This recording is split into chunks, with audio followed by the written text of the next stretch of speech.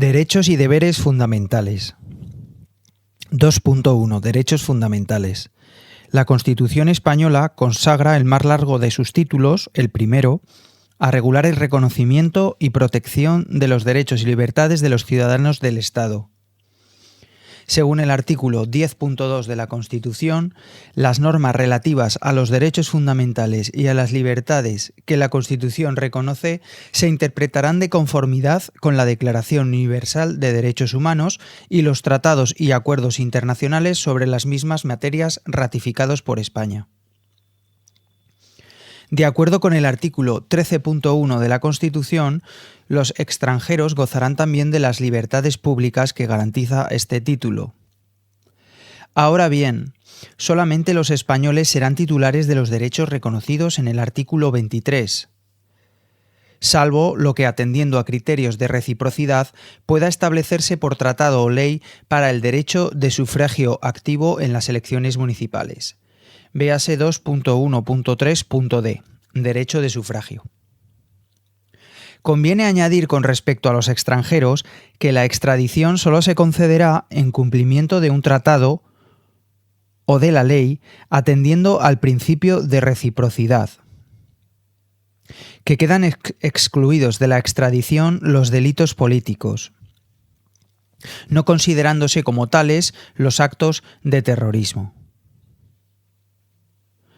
Parece oportuno agrupar las libertades y derechos reconocidos por la Constitución del siguiente modo: derechos del ámbito personal, derechos de la esfera privada, derechos de ámbito político, derechos sociales y derechos económicos. Los derechos de ámbito personal y de la esfera privada suelen presentarse agrupados como derechos civiles.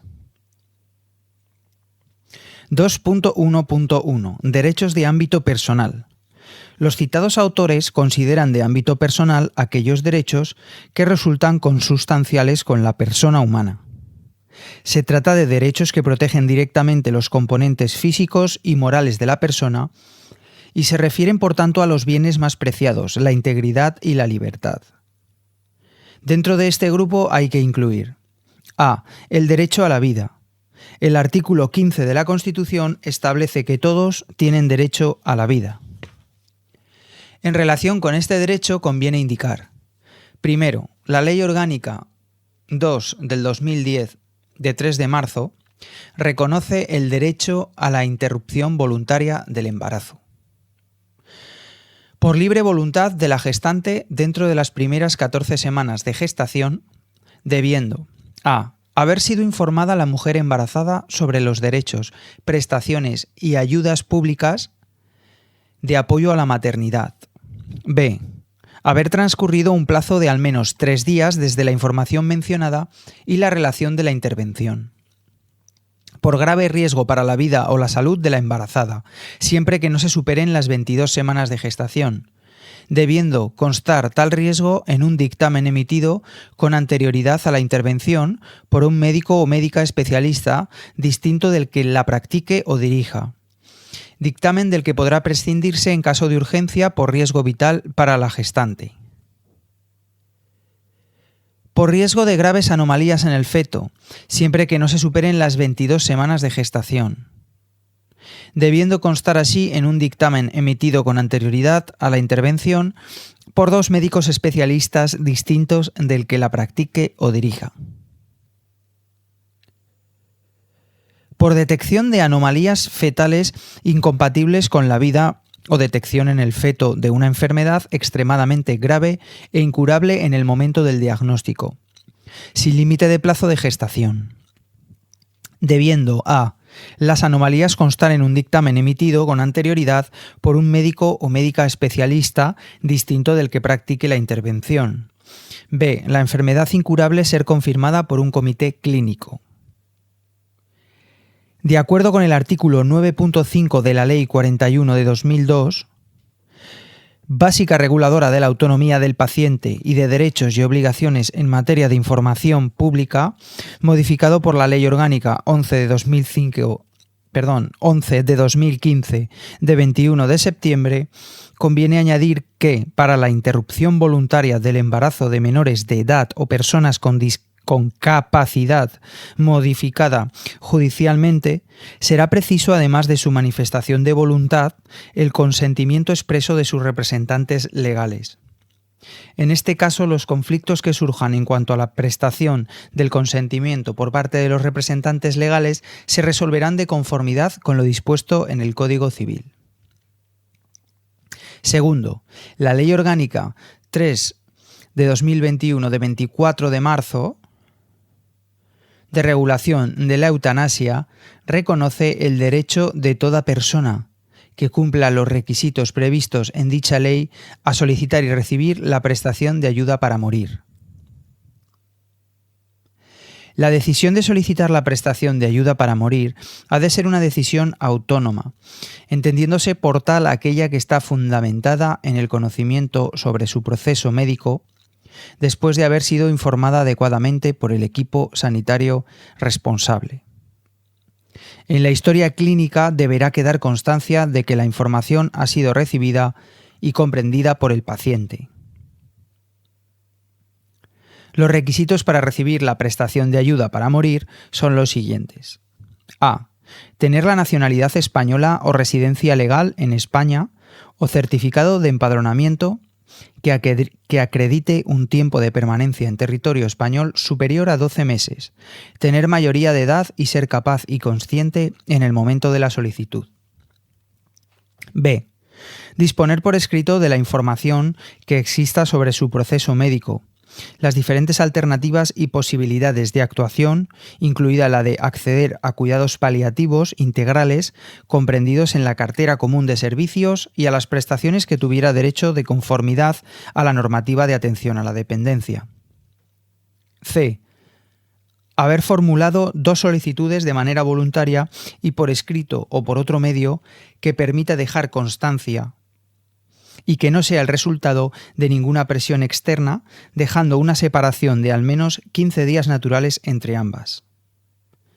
Si el médico responsable considera que la pérdida de la capacidad de la persona solicitante para otorgar el consentimiento informado es inminente, podrá aceptar cualquier periodo menor que considere apropiado en función de las circunstancias clínicas concurrentes de las que deberá dejar constancia en la historia clínica. D. Sufrir una enfermedad grave e incurable o un padecimiento grave, crónico e imposibilitante en los términos establecidos en esta ley, certificada por el médico responsable. E. Prestar consentimiento informado previamente a recibir la prestación de ayuda para morir. Dicho consentimiento se incorporará a la historia clínica del paciente. Debe añadirse que la prestación de ayuda para morir está incluida en la cartera común de servicios del Sistema Nacional de Salud y es de financiación pública. Tercero, consecuentemente con el derecho a la vida, la Constitución declara abolida la pena de muerte, salvo lo que puedan disponer las leyes penales militares para tiempos de guerra. Debe destacarse que la Ley Orgánica 11/1995 de 27 de noviembre abolió la pena de muerte que el Código Penal Militar establecía para determinados supuestos en tiempo de guerra.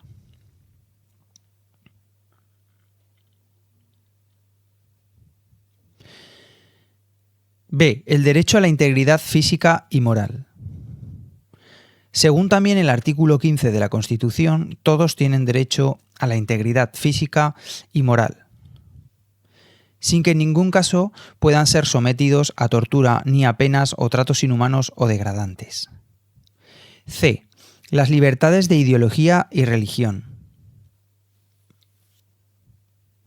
La Constitución consagra en su artículo 16.1 la libertad ideológica y religiosa, sin más limitación en sus manifestaciones que la necesaria para el mantenimiento del orden público protegido por la ley.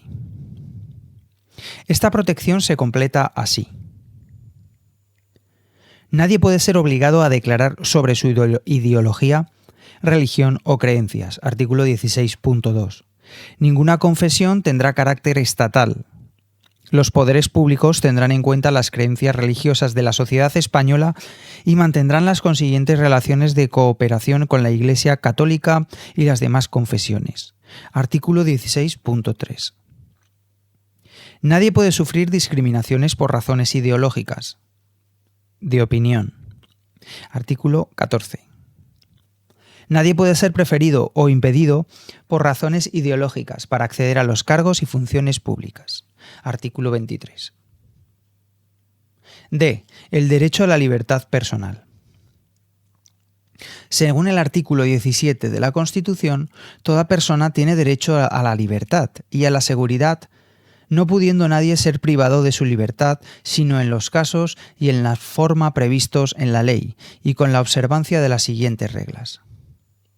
La detención preventiva no podrá durar más del tiempo estrictamente necesario para la realización de las averiguaciones tendentes al esclarecimiento de los hechos y, en todo caso, en el plazo máximo de 72 horas, el detenido deberá ser puesto en libertad o a disposición de la autoridad judicial. Toda persona detenida debe ser informada de forma inmediata y de modo que le sea comprensible de sus derechos y de las razones de su detención, no pudiendo ser obligada a declarar. Se garantiza la asistencia de abogado al detenido en las diligencias policiales y judiciales, en los términos que la ley establezca. En relación con la detención ilegal debe citarse la Ley Orgánica 6/1984 de 24 de mayo, que regula el procedimiento del habeas corpus, mediante el cual se puede obtener la inmediata puesta a disposición de la autoridad judicial competente de cualquier persona detenida ilegalmente. A efectos de esta ley se consideran personas ilegalmente detenidas a. Las que lo fueren por una autoridad agente de la misma, funcionario público o particular, sin que concurran los supuestos legales o sin haberse cumplido las formalidades prevenidas y requisitos exigidos por las leyes. B. Las que estén ilícitamente internadas en cualquier establecimiento o lugar. C. Las que lo estuvieran por plazo superior al señalado en las leyes, si transcurrido el mismo no fuesen puestas en libertad o entregadas al juez más próximo al lugar de la detención. D. Las privadas de libertad a quienes no les sean respetados los derechos que la Constitución y las leyes procesales garantizan a toda persona detenida. Otros derechos de ámbito personal. E. También pueden consignarse como derechos de ámbito personal el derecho a la mayoría de edad, que según el artículo 12 de la Constitución se alcanza a los 18 años, el derecho a la nacionalidad, debiendo destacarse de la regulación constitucional de este derecho que ningún español de origen podrá ser privado de su nacionalidad. Derechos de la esfera privada. Se han examinado en el grupo anterior los derechos más intrínsecamente ligados a la persona humana. Los derechos de ámbito personal. Ahora bien, la personalidad del hombre se amplía, desde su propio biotipo, en círculos cada vez mayores. Vamos a considerar ahora los derechos de ese ámbito inmediato del hombre que constituye lo que se denomina su esfera privada. Hemos de indicar dentro de este campo los siguientes derechos. A. La inviolabilidad del domicilio. La inviolabilidad del domicilio significa la prohibición de entrar en él sin consentimiento de quien lo habita o resolución judicial, salvo en caso de flagrante delito. Artículo 18.2. B. Las libertades de residencia y desplazamiento. De acuerdo con el artículo 19 de la Constitución, estas libertades implican el derecho a elegir libremente su residencia y a circular por el territorio nacional. El derecho a entrar y salir libremente de España en los términos que la ley establezca, derecho que no podrá ser limitado por motivos políticos o ideológicos. C. El honor, la intimidad personal y familiar y la propia imagen. Aunque el artículo 18.1 garantiza estos derechos, el problema es que estos derechos pueden entrar en colisión con las libertades de expresión e información. La Ley Orgánica 1/1982 de 5 de mayo de Protección Civil del derecho al honor, a la intimidad personal y familiar y a la propia imagen considera intromisiones ilegítimas, entre otras, el emplazamiento de aparatos de escucha o filmación para la grabación o conocimiento de la vida íntima de las personas, la divulgación de hechos relativos a la vida privada que afecten a la reputación y buen nombre, la publicación de cartas y escritos personales de carácter íntimo, la utilización del nombre, la voz o la imagen de una persona para fines publicitarios, la imputación de hechos o la manifestación de juicios de valor que lesionen la dignidad de la persona, menoscabando su fama o atentando contra su propia estimación, la utilización del delito por el condenado en sentencia penal firme para conseguir notoriedad pública u obtener provecho económico. Ahora bien, la captación o publicación de imágenes en lugares públicos que afecten a personas de notoriedad o proyección pública no se reputan intromisiones ilegítimas. D. Vida privada e informática. La Constitución, de modo novedoso, toma constancia de la peligrosidad que puede representar la utilización de las técnicas informáticas para el ejercicio de las libertades, y a este respecto el artículo 18.4 establece que la ley limitará el uso de la informática para garantizar el honor y la intimidad personal y familiar de los ciudadanos y el pleno ejercicio de sus derechos. Las limitaciones en el uso de la informática se recogen actualmente en la Ley Orgánica 3/2018, de 5 de diciembre, de protección de datos personales y garantía de los derechos digitales. E. El secreto de las comunicaciones. Según el artículo 18.3, este derecho alcanza en especial a las comunicaciones postales, telegráficas y telefónicas, dejando a salvo las resoluciones judiciales. F. El derecho al matrimonio. No es habitual en nuestro constitucionalismo histórico el tratamiento de este derecho, cuya regulación se ha remitido siempre a la legislación ordinaria. La Constitución de 1978, sin embargo, recoge el derecho al matrimonio en el artículo 32.1, mientras por otra parte el número 2 dispone que la ley regulará las causas de disolución, entre paréntesis divorcio, del matrimonio. Causas que se hallan recogidas en el Código Civil.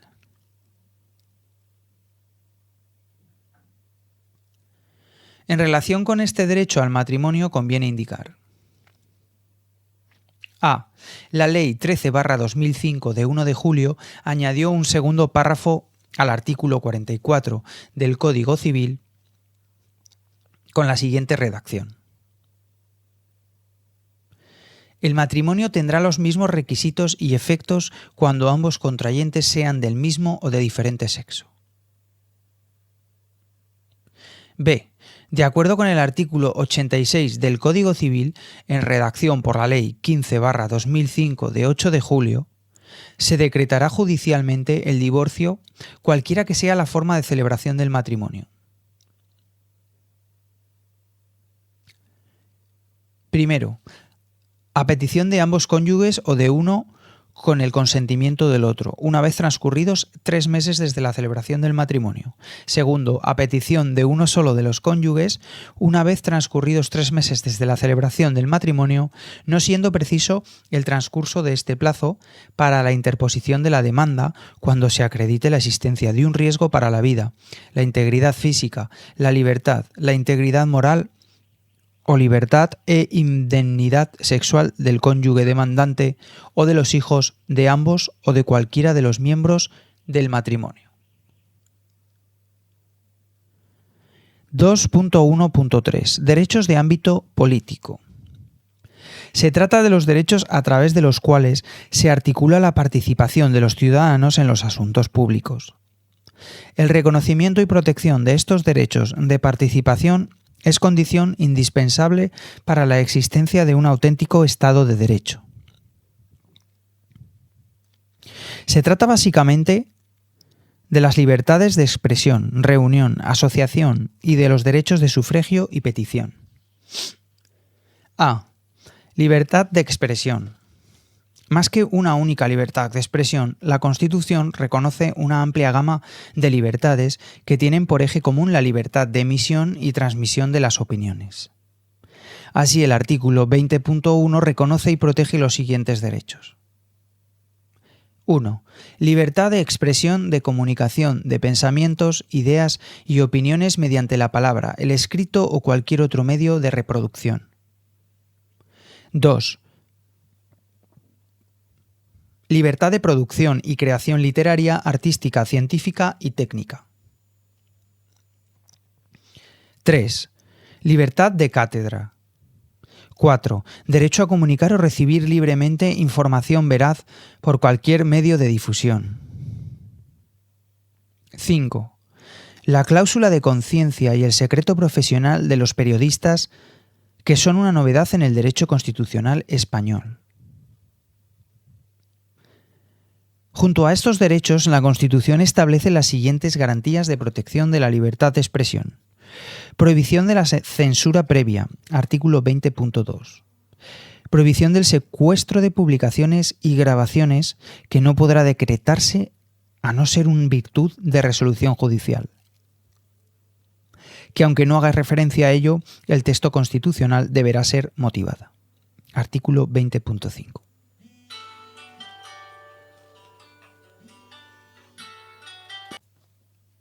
B. Libertad de reunión. Nuestra Constitución reconoce esta libertad clásica en el artículo 21. Configura la misma como un derecho cuando es pacífica y sin armas, no necesitándose autorización previa para el ejercicio de este derecho.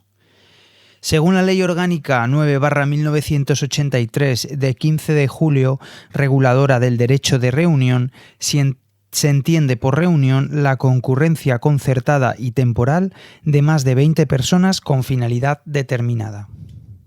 Respecto a las manifestaciones y las reuniones en lugares de tránsito público, la Constitución exige la previa comunicación a la autoridad, que solo podrá prohibirlas cuando existan razones fundadas de alteración del orden público con peligro para personas y bienes. C. Libertad de asociación. El derecho de asociación se constitucionaliza en el artículo 22. Según este precepto, las asociaciones constituidas bajo su amparo deberán inscribirse en un registro a efectos de publicidad. El número 2 de este artículo establece los límites de las asociaciones. Establece los límites de la libertad de asociación en los siguientes términos.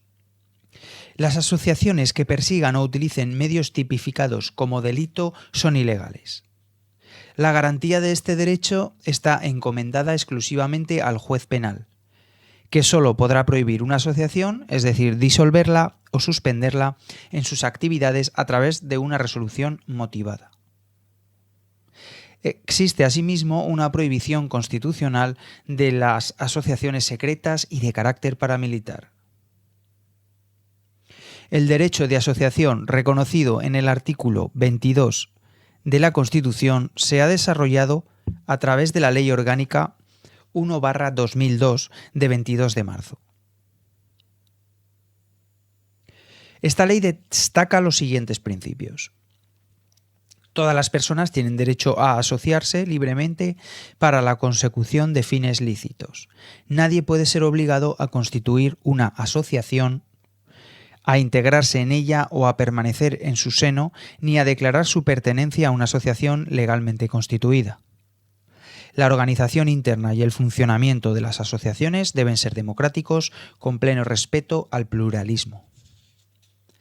Las entidades públicas podrán ejercitar el derecho de asociación, entre sí o con particulares, como medida de fomento y apoyo, siempre que lo hagan en igualdad de condiciones con estos, al objeto de evitar una posición de dominio en el funcionamiento de la asociación. Las asociaciones reguladas en la Ley Orgánica 1/2002 deberán inscribirse en el correspondiente registro a los solos efectos de publicidad. Conviene añadir: primero, la manifestación más importante del derecho de asociación son los partidos políticos.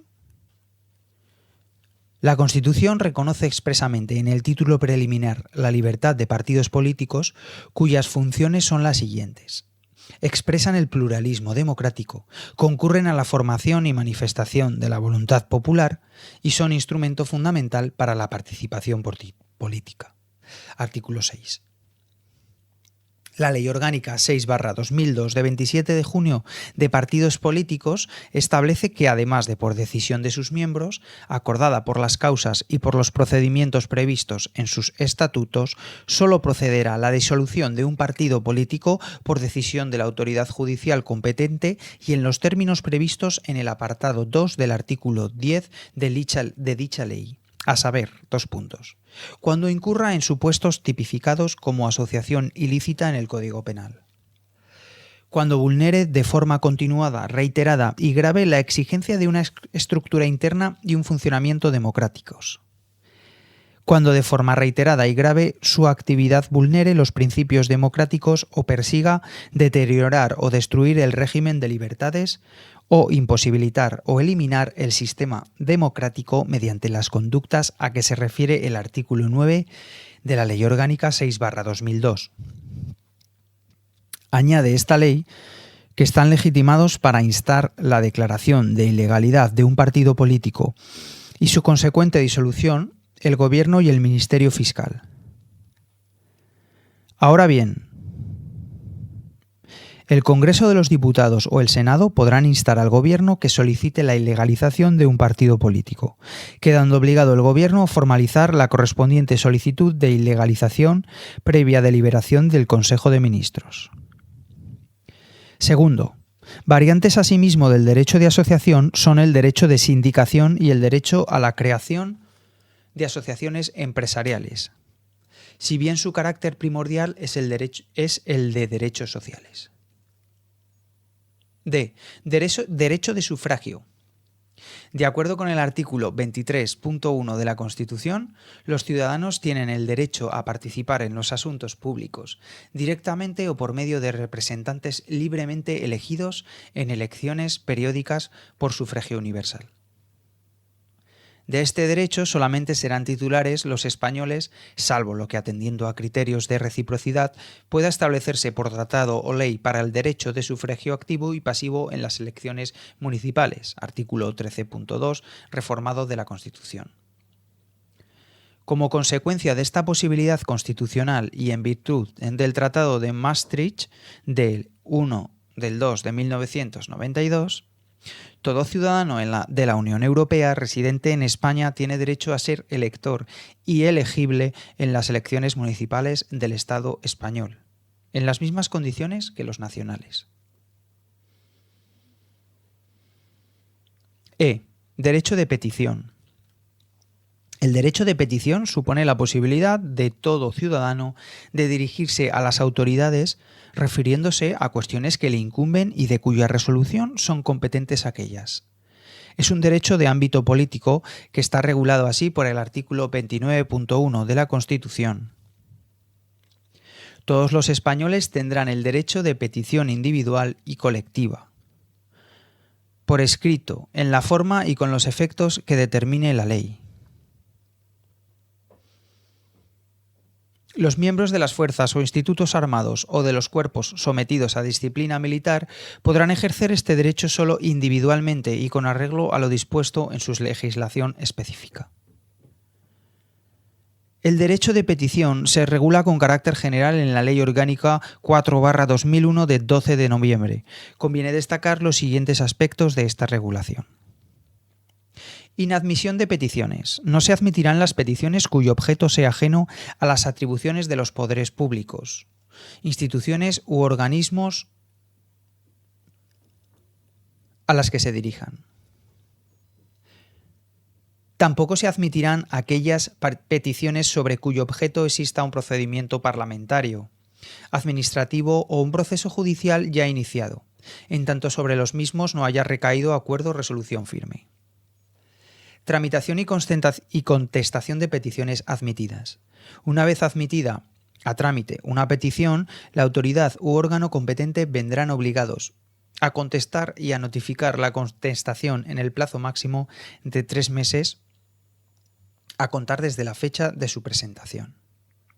Cuando la petición se estime fundada, la autoridad u órgano competente, para conocer de ella, vendrá obligado a atenderla y a adoptar las medidas que estime oportunas a fin de lograr su plena efectividad, incluyendo, en su caso, el impulso de los procedimientos necesarios para adoptar una disposición de carácter general. Una modalidad del ejercicio del derecho de petición es la petición elevada a las Cortes, que habrá de ser siempre por escrito, pero que no podrá presentarse directamente por manifestación ciudadana.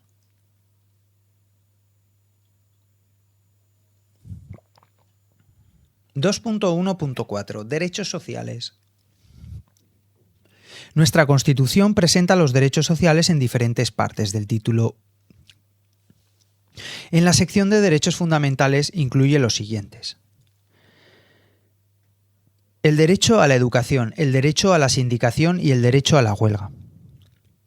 En la sección de derechos de los ciudadanos aparecen los derechos al trabajo y a la negociación colectiva. Finalmente, otros derechos sociales se recogen en la sección de principios rectores de la política social y económica.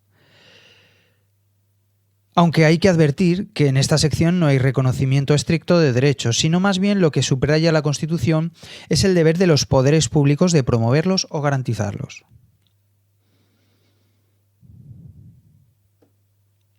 A. Derecho a la educación. El artículo 27 de la Constitución reconoce el derecho a la educación, que tendrá por objeto el pleno desarrollo de la personalidad humana. Este derecho de todos a la educación será garantizado por los poderes públicos mediante una programación general de la enseñanza con participación de todos los sectores afectados y la creación y promoción de centros docentes. Añade el citado artículo, entre otras puntualizaciones, las siguientes. La enseñanza básica es obligatoria y gratuita. Se reconoce a las personas físicas y jurídicas la libertad de creación de centros docentes dentro del respeto a los principios constitucionales. Los poderes públicos ayudarán a los centros docentes que reúnan los requisitos que la ley establezca. Se reconoce la autonomía de las universidades. B. Derecho a la sindicación. Viene recogido en el artículo 28.1 de la Constitución, que dice: todos tienen derecho a sindicarse libremente. La ley podrá limitar o exceptuar el ejercicio de este derecho a las fuerzas o institutos armados o a los demás cuerpos sometidos a la disciplina militar y regulará las peculiaridades de su ejercicio para los funcionarios públicos. La libertad sindical comprende el derecho a fundar sindicatos y a afiliarse al de su elección, así como el derecho de los sindicatos a formar confederaciones y a fundar organizaciones sindicales internacionales o afiliarse a las mismas. Nadie podrá ser obligado a afiliarse a un sindicato.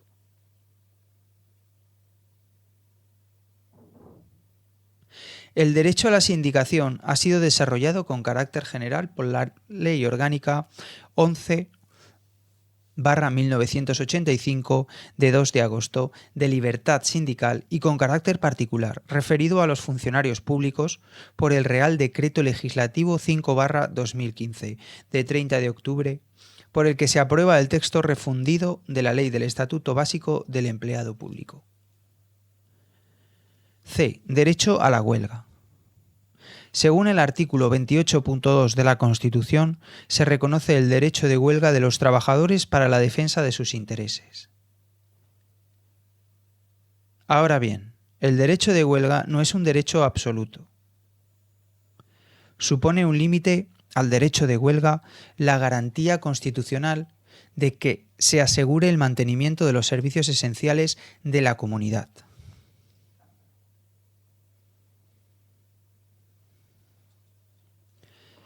D. Derecho al trabajo. El artículo 35 de la Constitución recoge el derecho al trabajo. El problema es la eficacia de este reconocimiento legal.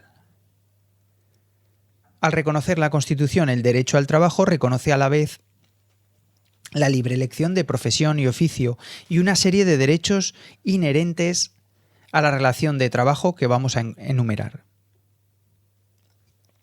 Ocupación efectiva, artículo 35.1. Promoción económica en el empleo, artículo 35.1. Promoción social en el empleo, artículo 35.1. Formación académica y profesional, artículo 40. No discriminación en la relación de trabajo, artículo 14 y 35.1. Integridad física y política de seguridad e higiene, artículo 15 y 40.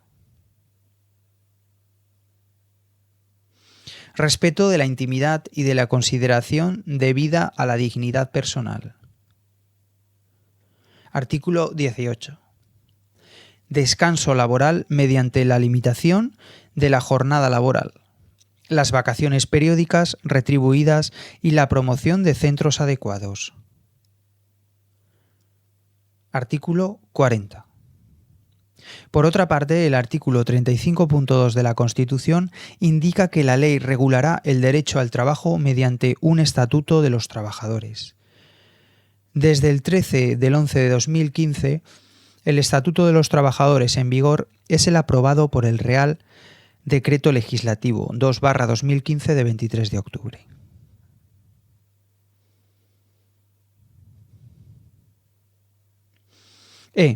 El derecho a la negociación colectiva. La Constitución reconoce el derecho a la negociación colectiva laboral entre los representantes de los trabajadores.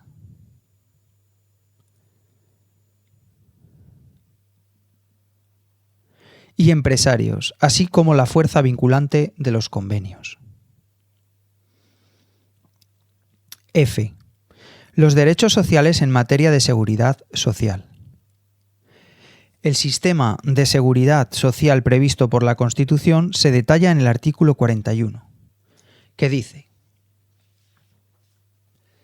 los poderes públicos mantendrán un régimen público de seguridad social para todos los ciudadanos que garantice la asistencia y prestaciones sociales suficientes ante situaciones de necesidad, especialmente en caso de desempleo. La asistencia y prestaciones complementarias serán libres. Aparte de este precepto general, existen en la Constitución normas sobre los siguientes aspectos concretos de la seguridad social. Protección a la familia. Los poderes públicos aseguran la protección social, económica y jurídica de la familia. Artículo 39.1. El derecho a la protección de la salud. En el artículo 43 de la Constitución se reconoce el derecho a la protección de la salud, añadiendo el punto 2 de dicho artículo que compete a los poderes públicos organizar y tutelar la salud pública a través de medidas preventivas y de las prestaciones y servicios necesarios. Los pensionistas.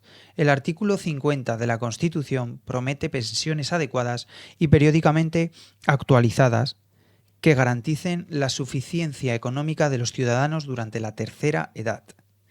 Indica, por otra parte, que los poderes públicos promoverán el bienestar de dichos ciudadanos mediante un sistema de servicios sociales que atenderán sus problemas específicos de salud, vivienda, cultura y ocio.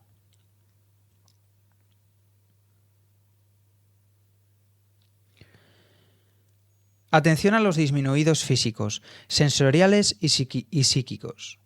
A ello se refiere el artículo 49 de la Constitución, diciendo que los poderes públicos realizarán una política de previsión, tratamiento e integración de estos disminuidos, añadiendo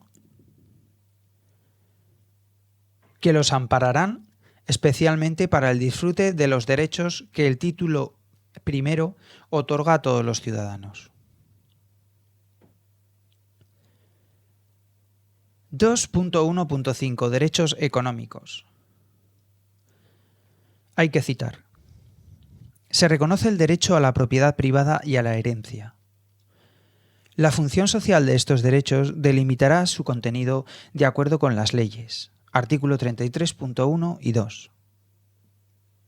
Nadie podrá ser privado de sus bienes y derechos sino por causa justificada, de utilidad pública o interés social, mediante la correspondiente indemnización y de conformidad con lo dispuesto por las leyes. Artículo 33.3.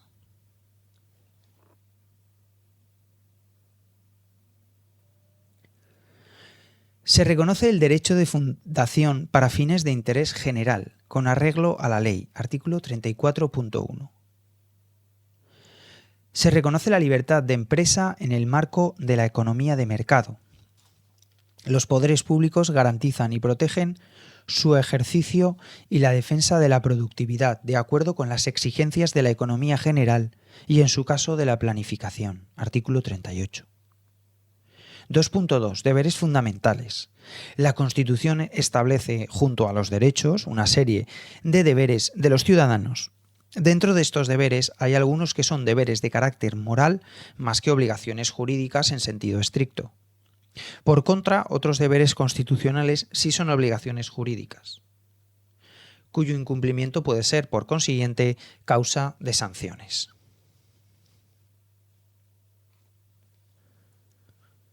(2.2.1) Deberes morales. Dentro de este tipo de deberes debemos incluir el deber de conocer el castellano, el deber de trabajar. Paralelo a este deber hay un derecho al trabajo. 2.2.2 Deberes obligación. A. El deber de defender a España. El artículo 30 de nuestra Constitución impone a todos los españoles el deber de defender a España, siendo este deber a su vez un derecho constitucional. Si bien la característica primera del deber militar es su generalidad, el punto 2 del artículo 30 citado determina que la ley regulará con las debidas garantías la objeción de conciencia, así como las demás causas de exención del servicio militar obligatorio, pudiendo imponer en su caso una prestación social sustitutoria. Dice asimismo el repetido artículo 30 de la Constitución que la ley fijará las obligaciones militares de los españoles, lo que permite la suspensión del servicio militar obligatorio mediante ley, sin necesidad de reforma constitucional. De acuerdo con esta posibilidad, a partir del 31 de diciembre del año 2001 quedó suspendida la prestación del servicio militar obligatorio y la prestación social sustitutoria del servicio militar, disposición adicional 13ª de la Ley 17/1999 de 18 de mayo y Real Decreto 247/2001 de 9 de marzo. Disposición adicional cuarta de la Ley 22/1998 de 6 de julio y Real Decreto 342/2001 de 4 de abril. B. El deber tributario. Las características de este deber son las siguientes. Es una obligación de carácter general, que, según la Constitución, alcanza a todos sin excepción. Ahora bien, la contribución al sostenimiento de los gastos públicos debe realizarse de acuerdo con la capacidad económica. De acuerdo con el principio de igualdad, todos aquellos que se encuentren en idénticas circunstancias han de tributar en la misma medida. La Constitución asume además el principio de progresividad del deber tributario. Esto significa que cuanto mayor sea la base imponible, mayor será el tipo de tributación. Añade el artículo 31 de la Constitución. En ningún caso el sistema tributario tendrá carácter confiscatorio. El gasto público realizará una asignación equitativa de los recursos públicos y su programación y ejecución responderán a los criterios de eficiencia y economía. Solo podrán establecerse prestaciones personales o patrimoniales de carácter público con arreglo a la ley. C. Otros deberes obligación. El artículo 30.4 de la Constitución indica que mediante ley podrán regularse los deberes de los ciudadanos en los casos de grave riesgo, catástrofe o calamidad pública. Desde 10 del 1 de 2016, estos deberes se hallan regulados por la Ley 17/2015 de 9 de julio del Sistema Nacional de Protección Civil. Debemos destacar de la regulación de esta ley, artículo 7 bis, cuanto sigue. Los ciudadanos y las personas jurídicas están sujetos al deber de colaborar personal o materialmente en la protección civil en caso de requerimiento de la autoridad competente, de acuerdo con lo establecido en el artículo 30.4 de la Constitución y en los términos de la Ley 17/2015.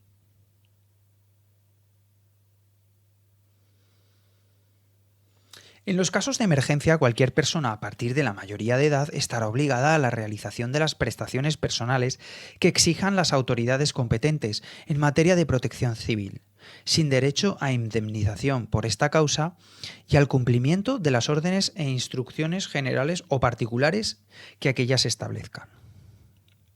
Cuando la naturaleza de las emergencias lo haga necesario, las autoridades competentes en materia de protección civil podrán proceder a la requisa temporal de todo tipo de bienes, así como la intervención u ocupación transitoria de los que sean necesarios y, en su caso, a la suspensión de actividades. Quienes como consecuencia de estas actuaciones sufran perjuicios en sus bienes y servicios tendrán derecho a ser indemnizados de acuerdo con lo dispuesto en las leyes.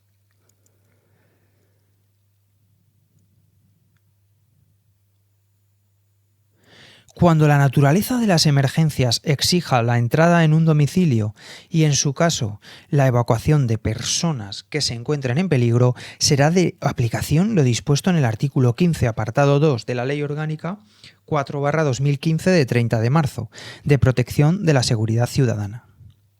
Las medidas restrictivas de derechos que sean adoptadas o las que impongan prestaciones personales o materiales tendrán una vigencia limitada al tiempo estrictamente necesario para hacer frente a las emergencias y deberán ser adecuadas a la entidad de la misma. Parece oportuno añadir a las definiciones de emergencia y catástrofe que efectúa el artículo 2 de la Ley 17/2015. Emergencia de protección civil.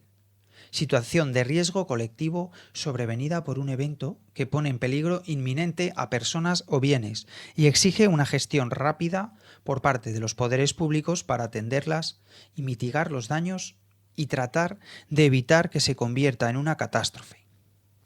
Se corresponde con otras denominaciones como emergencia extraordinaria por contraposición a emergencia ordinaria que no tiene afectación colectiva.